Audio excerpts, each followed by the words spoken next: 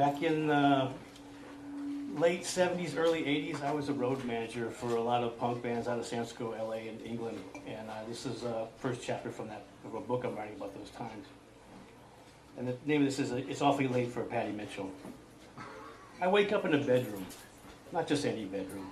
It's a little girl's bedroom, with Echo and the Bunny Man Duran Duran posters on the walls. There's cute stuffed animals, a Hello Kitty bedspread, and a framed picture of a baby monkey dangling from a tree limb with "Hang in there" written across the bottom. There's also a studded leather jacket and Doc Martens on the floor mixed with my clothes. I'm under the covers, naked, wondering how I got here, what the fuck happened last night. I'm on tour with the Subhumans. I don't know where the band is. They're young guys. They're from England. I don't like to let them out of my sight. We're crashing in an apartment in Kansas City some art student is letting us use while she's moving out or moving in. I wasn't listening when she told me. But the apartment is practically empty and there's plenty of floor space for us to sleep on. Last night we had a night off. We went to a club to see the Dicks play.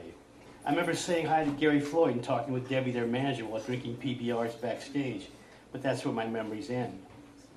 I lie immobile, staring at the ceiling.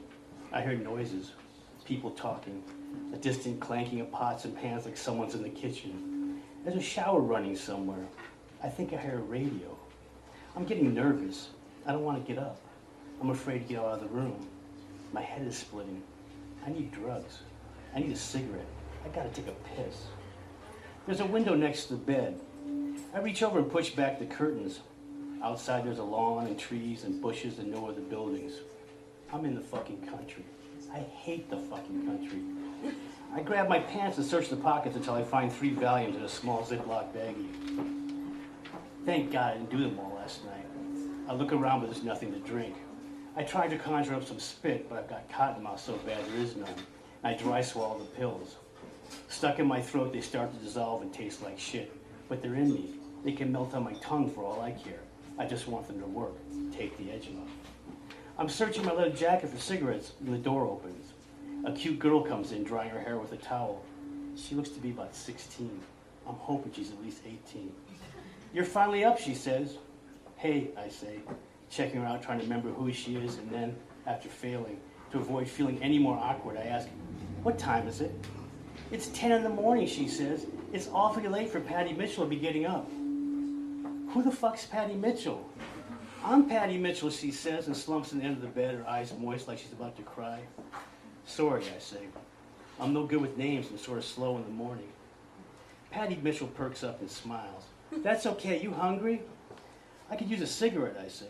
Reach for my pants and start to put them on. I can feel her watching while I grab my t-shirt. The fucking shirt smells like sweat and beer, but what choice do I have? So I slip it over my head. Where are we, I ask. My house, says Patty.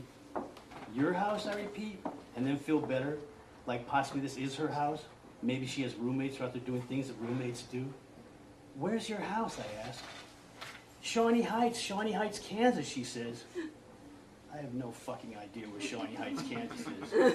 I was in Kansas City, Missouri last night. I'm wondering if I drove here. I'm wondering if I've driven an underage girl across state lines. I'm wondering if we had sex. I'm thinking we did. I'm afraid to ask.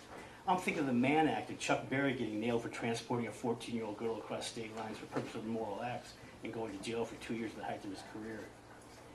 Did I drive here, I say to Patty? Yeah. Excuse me. Yeah, she said. You were so wasted, I was amazed you could. Now I'm feeling better. Screw the Mann Act. I have the van. I can escape. Come on, I'm hungry. Let's go eat, says Patty. There a restaurant nearby? I ask, hoping to get out of here and head back to find the band. Don't need a restaurant, she says. Mom's cooking. I'm suddenly very nervous, and then the Valiums kick in. The hallway is dark. There's deep pile green shade carpet and wallpaper with big pink flowers. I see the bathroom and tell Patty, I gotta take a piss, but don't go anywhere. Don't leave me alone. The bathroom is blue. I mean, every fucking thing is blue. Tiles, walls, towels, even the goddamn hand soap. There's some blue doily-ass curtains and one of those annoying carpeted toilet seat covers you have to hold up or else it'll fall down. I check myself out in the mirror. I'm a fucking mess. My hair is all over the place, sticking out in different directions. There's a darkness under my eyes. I look gaunt, but I like that.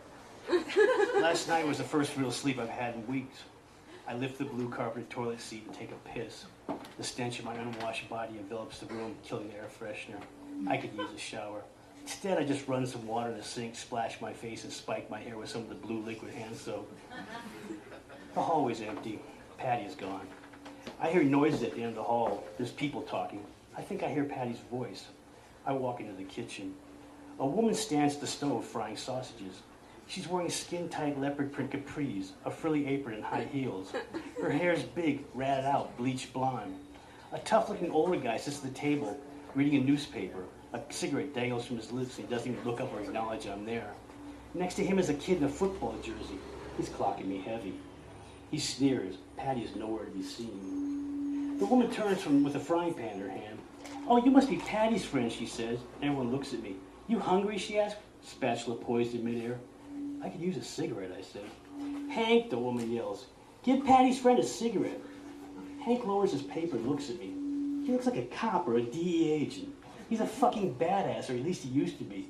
"Here," he says, and tosses me a pack of Marlboros. I fucking hate Marlboros, but what the hell? "Got a light?" I say, and pull one free of the pack. He slides a brass Zippo my way, and I spark up. When I push the lighter back, I notice Semper Fi etched to the side. "Sit," says the woman, indicating a chair at the table. I reluctantly take a seat by sneering more. I'm wondering what I got myself into. Is this some sort of demented Leave It to Beaver sitcom? And where the hell is Patty? "You in a band?" asks sneering boy. "Work for a band," I say, and notice Dad as he raises an eyebrow. "What do you mean, work for a band?" says Dad. "I'm a road manager. I manage bands while they're on tour." "You make money doing that?" he asks. "I make a living," I say, flicking the cigarette ash into the ashtray. "How much is making a living?" he says, and looks at me all intense. I have to think about this. Like, how much do I really make? Somewhere around $300 a week, but which barely pays for a maintenance heroin habit. Although I also have buy a lot of pills, and then there's occasional speed for all-night drives and bad food at truck stops.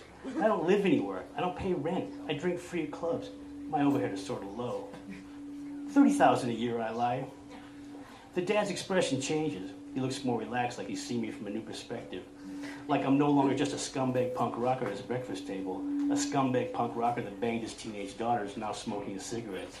Nope, now I'm a scumbag punk rocker that makes bank. "Got a beer?" I ask. I think I've run out of time.